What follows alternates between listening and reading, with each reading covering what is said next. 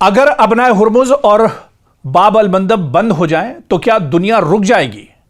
मशरिक़ वुस्ता की जंग में समंदरी रास्ते सबसे बड़ा हथियार क्यों बन गए हैं? ये दो सवाल बहुत अहम है और इन्हीं सवालों को हम समझने की कोशिश करेंगे।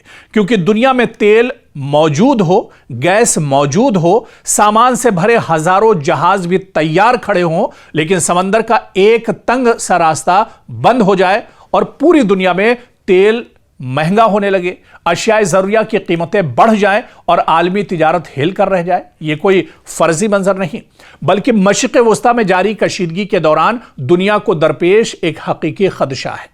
आखिर अबनाए हुर्मुज हो या बाब अल मंदब इतने अहम क्यों हैं, इतनी इनकी इंपॉर्टेंस क्यों है, और अगर इन पर पाबंदियां या रुकावटें लगती हैं तो इसका असर पूरी दुनिया पर कैसे पड़ता है, यह समझना बहुत आसान है। बहुत आसान जबान में हम आपको इसको समझाते हैं कि अबनाए हुर्मुज खलीज फारस को खलीज ओमान और बहरे हिंद से जोड़ती है। दुनिया के समंदरी रास्ते से होने वाली तेल और माए कुदरती गैस यानी LNG की एक बड़ी मिकदार इसी रास्ते से गुजरती है, इसीलिए इसे आलमी तवानाई की शहरक भी कहा जाता है। दूसरी तरफ बाब अल मंदब बुहायरे अहमर को खलीज अदन से मिलाता है और यही रास्ता आगे नहर सुइज के जरिए यूरोप और एशिया के दरमियान तिजारत की अहम कड़ी बनता है। अब देखिए कि हालिया कशीदगी के दौरान ईरान की जानिब से अबनाए हुर्मुज पर ज्यादा कंट्रोल की बातें सामने आई, जबकि ईरान से मुंसलिक हूसी ग्रुप ने बाब अल मंदब में बहरी आमदोरफ्त पर दबाव बढ़ाने और बाज जहाजों से मुतालिक नए जवाबित या महसूलात की बात कही। इन इक़दामात ने आलमी शिपिंग कंपनियों और तवानाई की मंडियों में तशवीश पैदा कर दी है। लेकिन एक अहम सवाल यह भी है कि क्या कोई मुल्क अपनी मर्जी से इन बैनुल अक़वामी समंदरी रास्तों को बंद कर सकता है? क्योंकि बैनुल अक़वामी समंदरी कानून, खुसूसन अक़वाम मुत्तहिदा के कन्वेंशन बराए कानून समंदर यानी UNCLOS के तहत ऐसे अहम आबी रास्तों से बैनुल अक़वामी जहाज़ों की आमदोरफ्त के लिए खुसूसी उसूल मौजूद हैं। आम हालात में इन रास्तों से तिजारती जहाज़ों की नकलो हरकत को मुकम्मल तौर पर रोकना बैनुल अक़वामी कानून के तनाजुर में एक पेचीदा और मुतनाज़ा मामला समझा जाता है।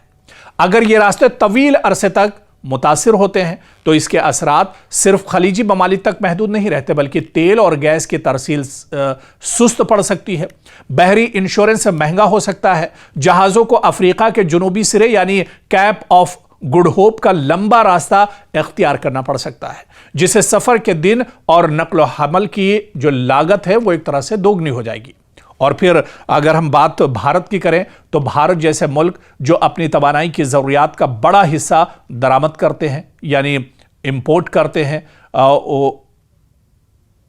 इन्हें भी ऐसी सूरत हाल से मुतासिर होना पड़ सकता है। क्योंकि पिछली जो जंग इजराइल, अमेरिका और ईरान के दरमियान हुई और जब अबनाए हुर्मुज पर इसका असर हुआ तो हिंदुस्तान के अंदर आपने देखा कि तेल, गैस और इसकी कीमतें आसमान छूने लगी, बल्कि इसकी किल्लत भी हो गई।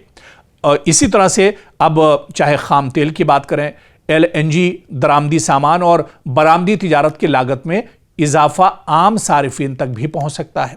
और इसी दौरान ताज़ा रिपोर्ट्स के मुताबिक खलीजी समंदरी रास्तों पर जहाज़ों के आमदोरफ्त में नुमाया कमी देखी गई है।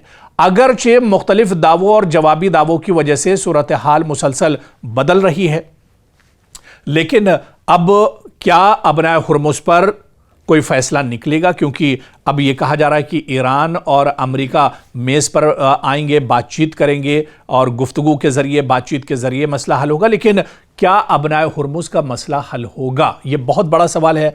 ईरान दरअसल इस पर ईरान का कब्ज़ा है और ईरान अपने हिसाब से अबनाए हुर्मुज का इस्तेमाल करना चाहता है, लेकिन अमेरिका ये चाहता है कि ईरान इस पर अपना दबदबा ख़त्म करे और अमेरिका के हिसाब से अबनाए हुर्मुज में आमदोरफ्त चले।